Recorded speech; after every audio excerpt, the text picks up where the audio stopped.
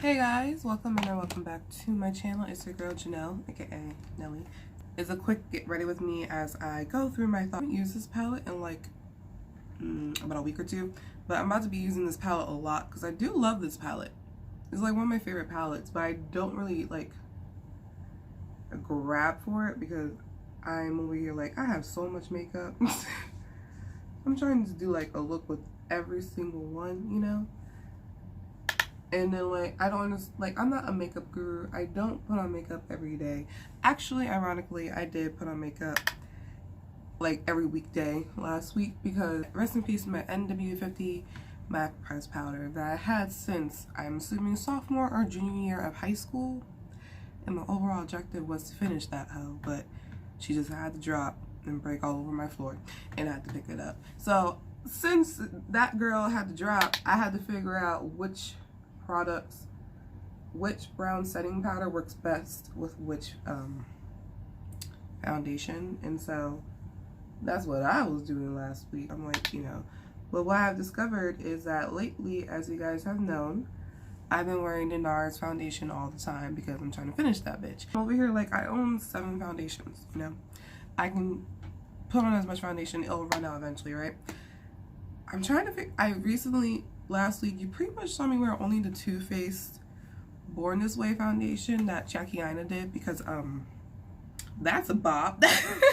That's a really good like combination. Like I'm over here like putting it on like, why did I stop wearing you? Especially the Born This Way concealer, the new one. Like, girl, now I could point out when someone's wearing that foundation actually, because it has such a nice skin like really good finish, you know what I mean? And so I'm just like, oh my gosh, so good. But you know, I'm putting on other foundations next. Let's talk about, it's Black History Month. Welcome to Black History Month, which is supposedly, I've heard it's also Dominican History Month, and I'm trying to figure out why is it Dominican History Month, like its own month. There's only so many months you can do as I'm thinking about, so I'm like, you know, tomato, it is what it is. Black History Month, the shortest month of the year, of course, because you know, racism. And this month has been very busy because I'm part of a Black culture club on campus, and of course it's Black History, so they're over here like, you gotta do this, you gotta do that, you gotta go to this event, you gotta go to that event. We also want to do like other classes, like want to collab with you for your general meetings and da da da da. And so I'm just over here like, yo, I'm so busy. I'm trying to get work done and all that good jazz. And so I'm just over here like, what am I gonna do? Like we had our own little new event with the Latinos club on campus, which was fun. But we definitely need to approve if we're gonna make this like an annual thing. There's like a conference that we had this past weekend where multiple schools come, and it was good. I didn't intend to stay for the workshops because I went to it last year. I just wanted to go because Trayvon Martin's mom, Sabrina Fulton, was the keynote speaker, and she's the first thing you see. And so I'm like, I'm definitely gonna go to her speech. I never heard her talk before, so I was like, yes, yes. Oh my gosh, she was so good. And she was very inspirational and like really true about how we need to look into who is going for local government and the presidency, because all this crap happening now, it matters. And the older generation, which is pretty true, is that they're tired. You know what I mean? They're pretty tired because they've been fussing and bussing for a long time, and I'm just like, you know, you are so right about that. Like I always pay attention to government and all that stuff and looked into the candidates, but now I feel like everybody should be, considering who is in the freaking chair right now with his pain in the ass. You never know. There's always gonna be a couple of people who's gonna be like, oh, my vote doesn't matter, when it really does. Come on, you guys, like, just vote. If you can, vote. Learn into the history of the person. Kamala Harris. I did not know that, okay, so like I sometimes sign petitions for things that I believe in, right? like more funding for global warming because it's happening. Protests of Trump as usual.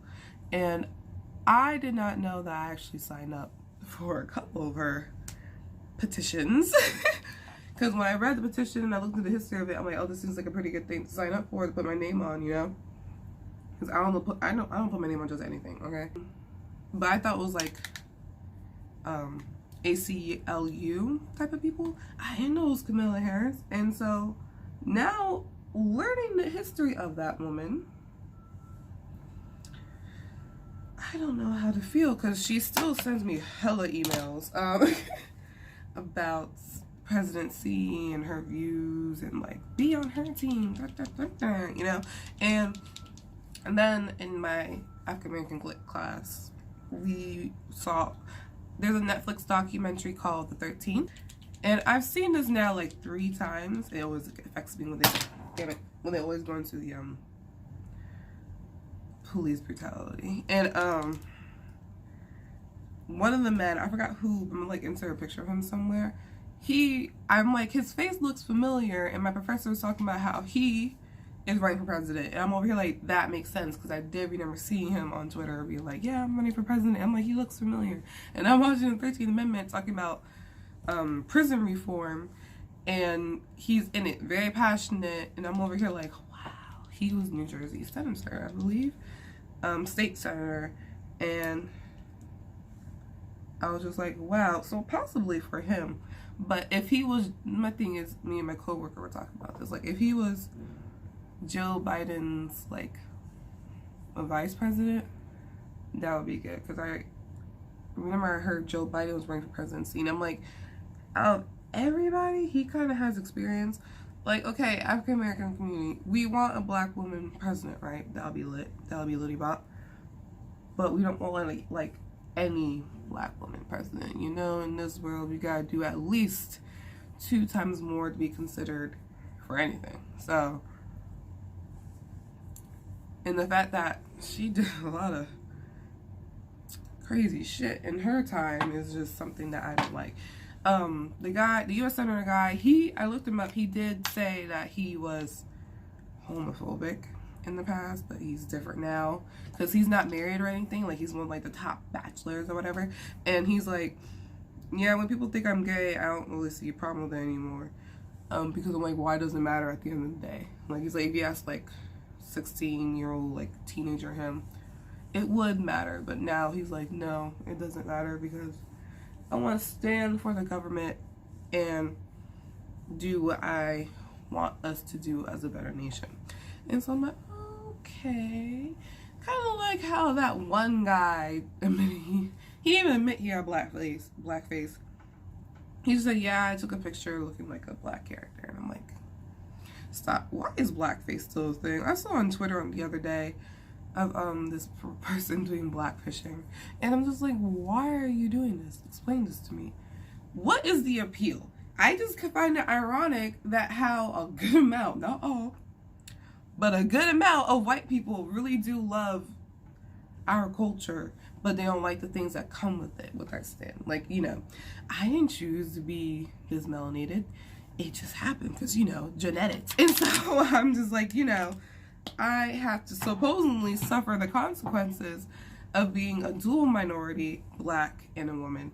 If I was part of the LGBT community, I'd be a triple minority, but I'm just cisgender, aka I'm just straight. So I'm just like, I pretty much got enough to deal with nowadays for being a straight girl in today's society, because there's so much going on. And so I'm just like, why is blackfishing such a thing? I meant to touch into this a long time ago. This one YouTuber, I can't call her name. I'll put her name somewhere if I find it. She's light skinned. She's biracial, I think she is. And she gets into topics about blackfishing. And then for some reason, a lot of people were giving her hate, but she's not blackfishing. That's just her skin tone. That's just what she looks like. And I'm just like, why are you guys attacking her? So of all these people I keep on seeing on my timeline, literally blackfishing. Like, I remember that this one, I don't know, it was a Black Woman or Poppin' page or Makeup for Melanin or whatever, one of those type of pages, right? Shout out this one girl that I follow, but I'm like, she's not black. Like, I don't mind if you guys promote non-black people, But I'm like, she's white. She tans. Like, even when I first, like, watched, like, bumped into her because she just liked one of my comments about something, I forgot what. I was like, oh, she does pretty good makeup. I follow her. This is what happens. And, next, I'm, like, looking at her feed, I'm like, what is she? Like, usually that's not my #1 concern, but, like, with the way that her lighting was in some videos, I was kind of like, what are you exactly? Because she didn't look white, she didn't look black, she looked mixed. But she was just white. That tan's pretty good. And I'm like, okay, you can't control how you tan from the sun, you know? Like, naturally in the sun, not like a, you know, a spray tan. And, that I don't mind, but she never said her race or anything, so I think that's what's getting with the whole blackfishing thing. Like, oh, I didn't say my race, but, like, girl, you are pale as snow, and then you come to my complexion? Like, what? I don't understand. Another thing I have noticed about some white people is that they fetishize our history. So, when I was looking into what classes to take this semester, I was surprised that African American Lit was open. I'm like, yes, you damn right, I'm gonna take this class. And so, I was just like, yay, I got into African American Lit because the people in my class were just like, oh my god, that class is hard to get into. It always gets filled up real quick. And so, like, since I'm a creative writing major, not a lot of diversity in my class, I'm not gonna lie. Like, there's always, like, at most, let's say 3 people of color, including me, in the class. And so I'm just like, you know, hopefully this class is, like, more diverse because African American Lit, like, everybody should take it. I don't care what race you are. I think it's an interesting class to take. And so, and then I was extra happy that the professor was actually black. I had him before. And, he actually knows, like, he did a history, ancestry thing where he knows which tribe he came from and all that good jazz. Move back over here. And, so I got into my class, but then there's a few people in my class that were kind of, fetishizing African American literature. Like, I don't care if you want to learn another culture. I want to learn other cultures. I want to learn Korean and Japanese and sign language and a little bit of Spanish, you know, because I need to know Spanish because a lot of my friends know Spanish. Now I'm over here like, hola, ¿cómo está? It's just a way, like, where you want to respectfully learn the culture, and there's a way where you kind of fetishize it, because we were talking about, like this kind of like, can you believe that I'm taking African American Lit? I'm taking African American Lit. Do you know what they went through? This is gonna be so interesting to learn what they went through, and then we get to write papers about it. And, like, it wasn't, like, you told me, like, okay, if you tell me the exact same thing, just like, oh, I'm taking African American Lit, it's gonna be a really interesting class, I really hope to learn from it. Cool. That. However, I'm over here looking at her like, because I feel like everybody should learn anyone's culture while they still can. Because if God wanted us to be the same damn thing, he would have made us the same damn thing. Okay?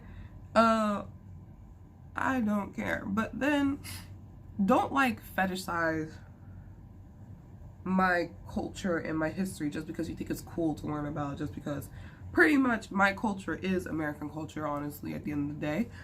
Who's usually the top music? Us. Who's usually in the news for any type of crap? Us. Like, I don't understand. But then people be talking crap about us like we didn't, like, you got, like, your ancestors didn't take my ancestors to Jamaica and America and be like, make us some sugar cane just because we got different skin pigmentation and call us savages. What really pissed me off in class is that we're talking about the slave trade, right?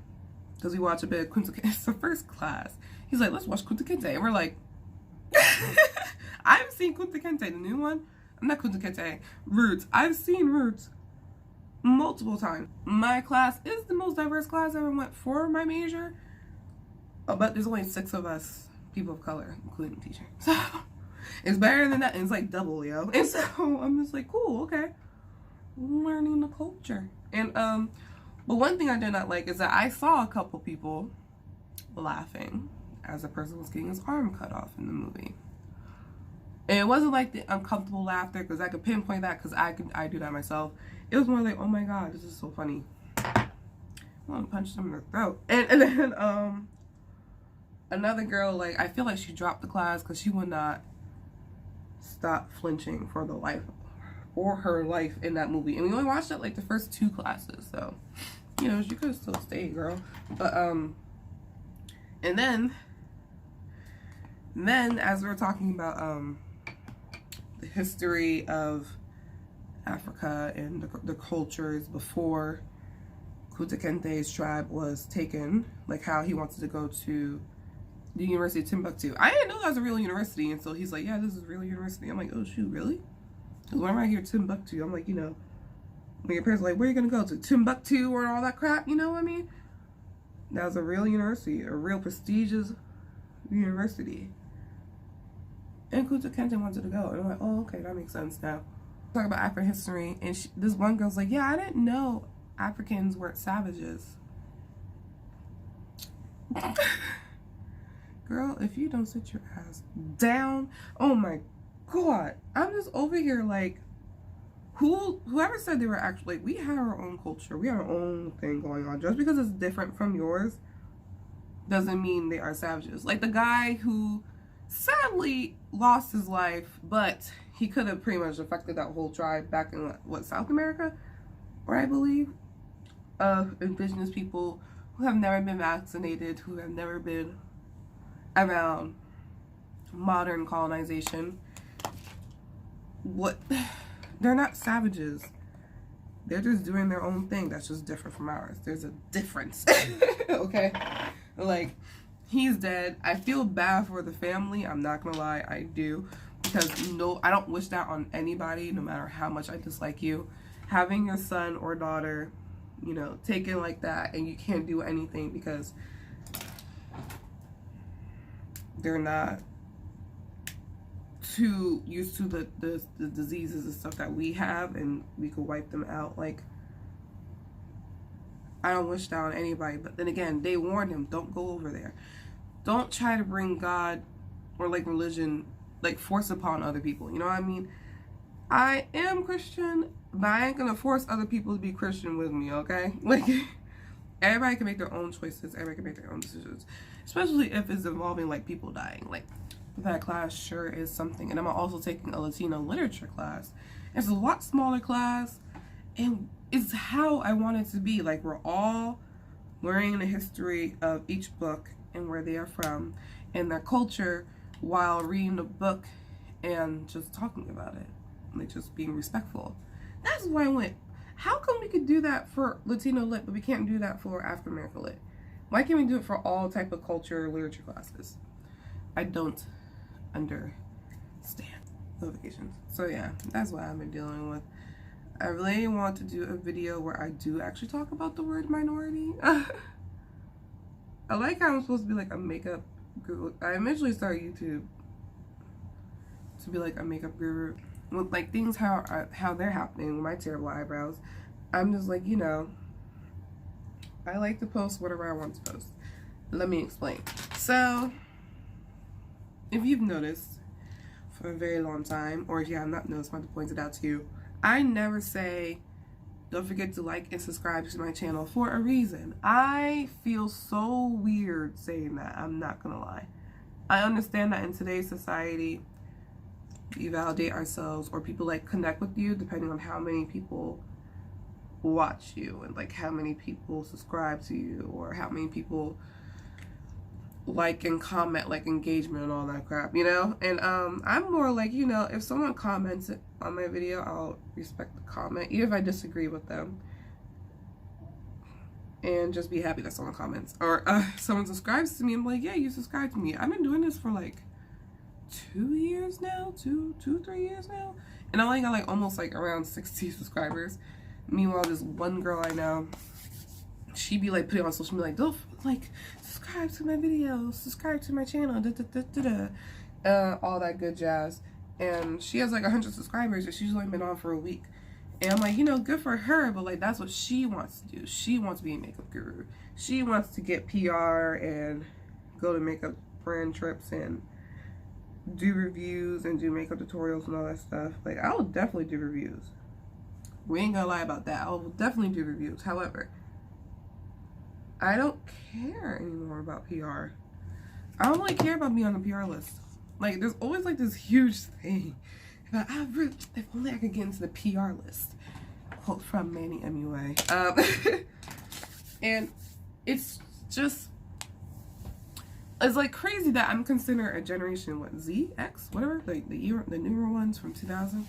But I'm like, I consider myself a crossbreed of millennials and the other generation people of Yara Saeed and all that people, because I don't care about followers. I don't care about numbers. Let's start with that. I don't care about numbers. I care about the people who do subscribe to me and do actually watch my videos actively. They're not family and friends. And then, you know, when I started my YouTube channel, I didn't really tell nobody. I was just like, you know, if they watch it, they watch it. They don't, they don't. I had like a makeup Instagram, but I deleted it because I'm kind of like, you know, I feel like I have to be like a certain way, like a certain personality to do that, and like really hype, and I'm not that. Like, I have random hype moments. We're not gonna lie about that, but I feel like I have to be like, hi, welcome back to my channel. My name is Janelle, aka Nelly. Yada yada yada, whatever. You know what I mean? I don't like doing that. I'm kind of like, hey, what's up? This is literally how I talk. And going into random tangents. My school maintenance just came in to clean off the little air vents, which is what I do naturally from time to time. Like, I don't understand. But anyway, what was I doing? What was I talking about? I completely lost my train of thought because that scared the crap out of me. Oh, YouTube videos. Yeah.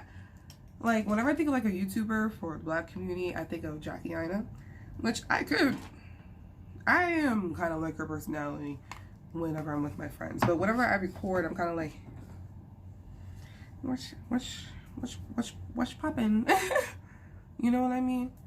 Like, not really like really active on like talking and all that good jazz. Like, my friends who do know that I think like this say like, you don't have to do that, just be yourself and all that stuff. But I feel like in order to be famous, to be like a known YouTuber, you kind of gotta be a social climber. Discount code, I would yeah, I will tell you guys. I'm not gonna mention it in every video. Like, for some reason, like, okay, let's say God was popping, and God is popping. I'm sorry. God decides to make me like a famous YouTuber, right? And I get all these opportunities to get like access code and income and like, yeah, it'll be cool. But am I gonna like put it down your throat? Like, James Charles has literally a hoodie that says, use this code for 10% off. And you know, that's him. That's not gonna be me. I'm probably just gonna mention like at most 2 videos and then stop. Like, just be like, hey yo fam, what's poppin'? Like, I don't know. It's just like for my YouTube channel right now, I feel like I should just do, but for like YouTube videos, I should just do like get ready with me's and just random reviews whenever I buy something that I feel like doing a review on.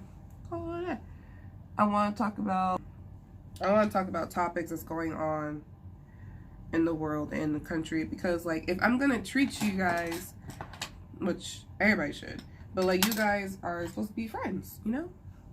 I'm going to talk to you about these type of things because my friends and I, we talk about this, so why can't I discuss it with you? You know what I'm saying? Like, I understand not everybody wants to go for political stuff. I'm not always going to go to political stuff, but I do want to talk about stuff that's going on now and possibly in the future, and stuff that happened in the past with you guys, because this is what I usually do with my friends. We're always going to talk about what's going on in the past, present, and future, because it is what we do. Yeah, if you don't mind, like, if you really don't want to talk about that, then just, you know, ignore those videos or do whatever. But if you do mind, like, I want to kind of be like a safe place, even though it's on the internet, of political discussion. Like, one of the things I really want to do is like sit down with a Trump supporter with respect and ask him or her a lot of questions of like, why do you support him, and like what type of way do you support him, why did you vote for him? Because I did watch this one video where it was something with Trump supporters, and they stand on the line, and I think it's called, from the YouTube channel Jubilee, I think, and about how, like, can Trump supporters themselves agree with each other. And so it was like, it had that woman who's only known, which is kind of sad, is only known for wearing like those political Trump supportive dresses to the Grammys. As usual, like this year she dressed up like as the literal wall. And I disagree with a lot what they said in that video, but the only thing that I agreed with was that illegal immigrants, supposedly, I'm not sure if this is true, illegal immigrants, children go to college for free. I never really heard of that, but if that's true, I feel like it should be free for college students in general, no matter where you came from. Like, if that's true, then I'm kind of like, I kind of agree for that. But other than that, anything else they're talking about, I didn't agree with. But I want us to be able to sit down with them without any arguments, just listen to each other respectfully, and continue on. That's all I want to do. And just continue on with our lives, you know? Just agree to disagree, if it comes to that point. In a respectful manner. I don't understand why people gotta be sending death threats over the stupidest things. I swear. Like, I was watching Hey Paris, and she was getting death threats because she washes her chicken. First of all, if you don't sanitize your meat, you weird. Like, I'm sorry. Like, the FBI keeps on thinking for some reason that we, like, move all of our raw meats when we just put it in a bowl or in a sink. Vinegar and lemon. Let it sit. There you go. That is all. And I'm just like, why are you sending her death threats over things? People are getting death threats a lot for over the stupidest things, I swear. It's okay to disagree, but you don't gotta be coming at their lives or threatening their lives just because you just disagree with what they're saying. It makes no sense. I don't even really leave hate comments. Usually the most hateful comment is, I don't know her. I don't know. It's just society standards and all that crap. Like, I can't. I really can't, because, you know. There you go. This is literally how conversations go with me in my head. Random side topic. So for my YouTube channel, if you ask for a tutorial, you know, I'll give you a tutorial. Y'all better watch it, because I stopped doing tutorials because nobody watched it. Pretty much almost everybody knows what they're doing with makeup. I do know people who don't know how to do makeup. I'm like, you know, there's plenty of YouTube tutorials now where, like, you get the same exact look just with different technique. And, like, makeup itself, you could do a lot of things different and still achieve the same look as that person. So you don't have to do everything step by step, you know? That's just, to me, how that person did it. So, you know, I didn't pay attention. I only did one makeup tutorial in my life, and that was the ones on my channel from one of my favorite YouTubers, Bemi. That's the only makeup tutorial I've ever followed in my life. Everything else, I just pretty much just watch for fun, and I just picked up different techniques that they say about makeup and just do what they say and call it a freaking day. That's all I do. Well enough. So I hope you guys enjoyed my random tangents of a video. Actually, I haven't worn actual lipstick in forever. I just finished my Fenty gloss bomb the other day. It was like such a bittersweet moment, but I'm like, I'm almost done. Let me finish her. I'm always wearing like either Fenty by itself or the, where are you at? Here. The Beauty Bakery lip gloss in Dry Be Glazy, which is what gloss I'm wearing today. So it's been a minute since I put on lipstick, and you could tell because of the harsh line, but it is what it is. But yeah, I plan on doing a review actually for the Mar palette from ColourPop, but for the first time with that company, I had shipment issues where they didn't ship it.